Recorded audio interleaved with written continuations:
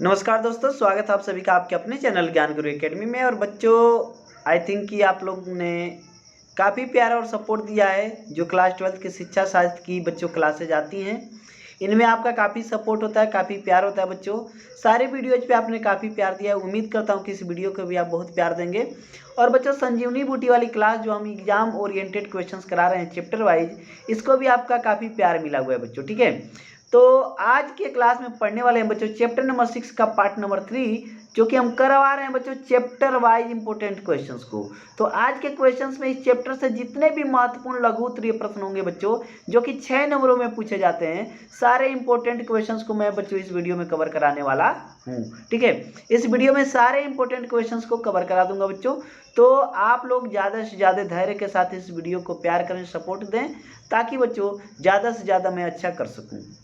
आप लोग के प्यार और सपोर्ट की बहुत ज़रूरत होती है जब कोई व्यक्ति मेहनत करता है। ठीक है, ओके, चलिए अब इसके बाद हम लेके आने वाले हैं बच्चों। ये तो अभी आप लोग का क्या है, exam oriented chapter wise questions करा रहा हूँ बच्चों। इसके बाद आप लोग को आप लोग के लिए आएंगे बच्चों आप लोग के टेस्ट जो हैं बच्चों, और आप लोग का जो क्या बोलते हैं चैप्टर वाइज तो करा ही दिया हूँ। अब इसके बाद बच्चों आप लोग के लिए मिक्स क्वेश्चंस आएगा हर चैप्टर से, जो भी इंपॉर्टेंट क्वेश्चंस आएगा। तो काफ़ी महत्वपूर्ण सीरीज होने वाली है। पहले संजीवनी बूटी वाली क्लास को कंप्लीट करते हैं बच्चों, जो 1 महीने की क्लास हमारी होने वाली है।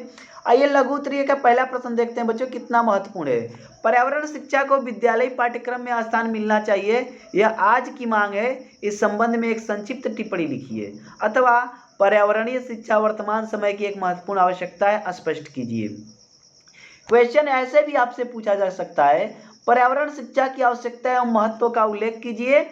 या बच्चों क्वेश्चन ऐसे पूछ दीजिएगा कि पर्यावरण शिक्षा का क्या महत्व है। समझ में आ रहा है कि पर्यावरण शिक्षा का क्या महत्व है।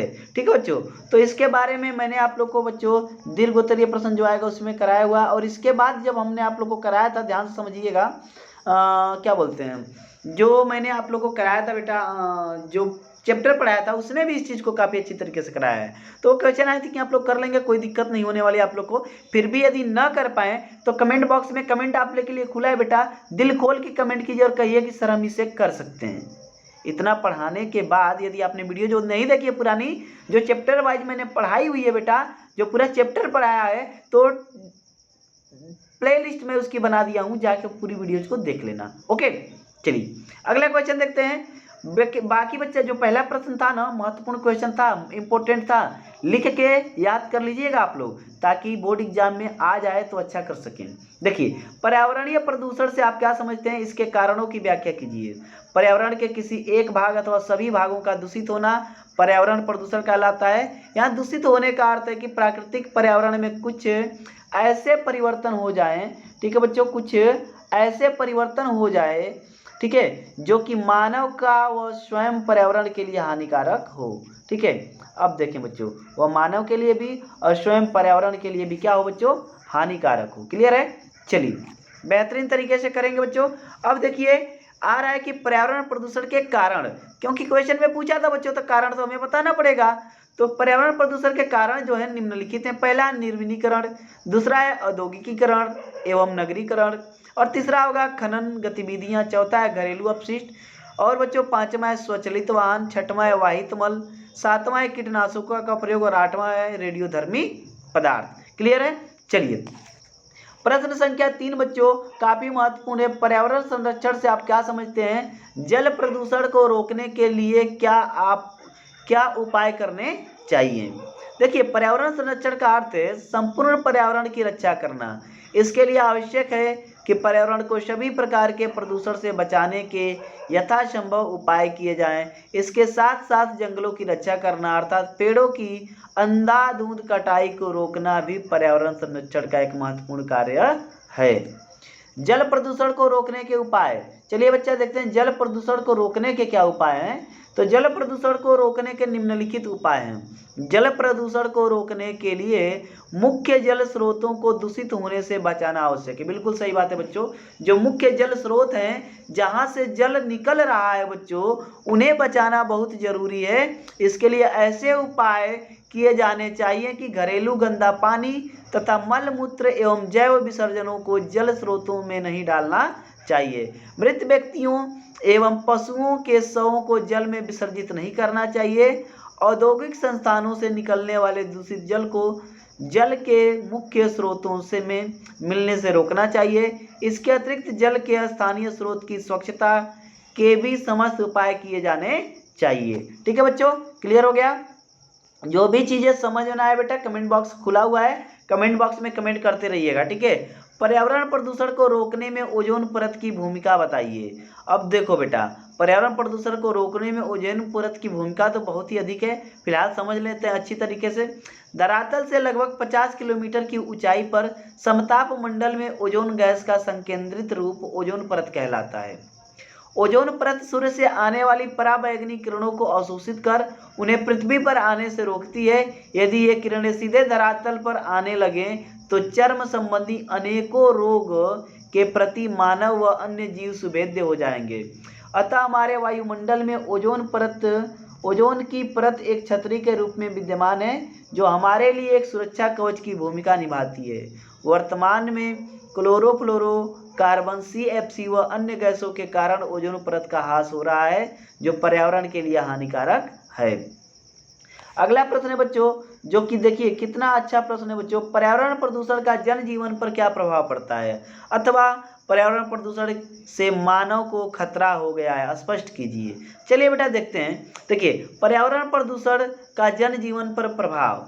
पर्यावरण प्रदूषण के जनजीवन पर निम्नलिखित प्रभाव उत्पन्न होने के कारण मानव को खतरा उत्पन्न हो गया है। पर्यावरण प्रदूषण का जन स्वास्थ्य पर प्रभाव पड़ना। शरीर गंभीर रोगों की चपेट में आ जाता है, खांसी से लेकर कैंसर तक हो जाता है।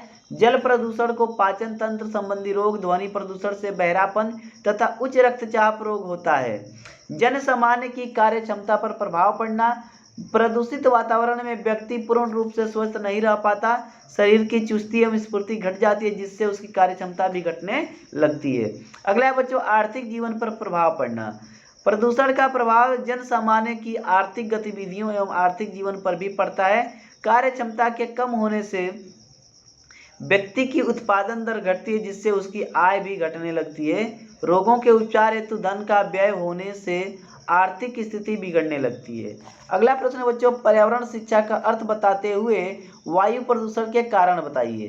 देखिए, पर्यावरण शिक्षा का अर्थ चैपमैन ने क्या बताया था बच्चों, अभी मैंने पिछली क्लास में आप लोग को बताया था, अति लघुत्तर जब प्रश्न बता रहा था कि पर्यावरण शिक्षा का अभिप्राय अच्छी नागरिकता विकसित करने के लिए संपूर्ण पाठ्यक्रम को पर्यावरण मूल्यों तथा समस्याओं पर केंद्रित करना है, जिससे कि अच्छी नागरिकता का विकास हो सके एवं अधिगमकर्ता पर्यावरण के संबंध में विज्ञ, प्रेरित एवं उत्तरदायी हो सके। वायु प्रदूषण का कारण क्या होता है बच्चा, ये समझेंगे। देखिए, वायु प्रदूषण अर्थात वायु का दूषित हो जाना। वायु प्रदूषण में वायु में ऑक्सीजन गैस को छोड़कर अन्य सभी गैसें प्राकृतिक अनुपात में अधिक हो जाती हैं, जिससे वायु श्वसन के योग्य नहीं होती। वायु में किसी अन्य गैस की वृद्धि या अन्य पदार्थ का समावेश वायु प्रदूषण है।